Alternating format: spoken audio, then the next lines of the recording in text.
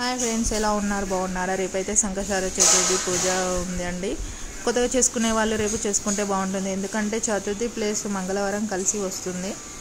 ఇలా పూజ చేసుకునే వాళ్ళు అయితే రేపు ఎర్లీ మార్నింగ్ లేచి అంతా పూజ అంతా రెడీ చేసుకోవాలి.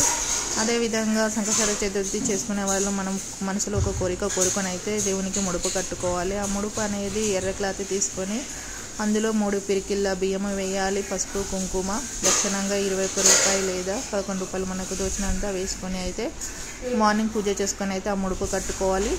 మళ్ళీ తర్వాత ఈవినింగ్ టైం అయితే ఆ ముడుపు ఇప్పి వినాయకుడికి ఇష్టమైన ప్రసాదాలు అయితే చేసి పెట్టుకోవాలి.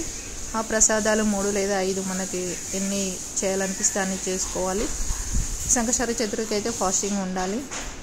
అలా ప్రసాదాలు చేసి దేవునికి మొక్కుకొని కొబ్బరికాయ కొట్టుకున్న తర్వాత అయితే మనము ఫాస్టింగ్ అయితే వదిలేయాలి. ఆ ఫాస్టింగ్ అనేది ఏంటంటే చంద్రోదయం సమయం చూసి అయితే ఫాస్టింగ్ వదిలేసుకోవాలి.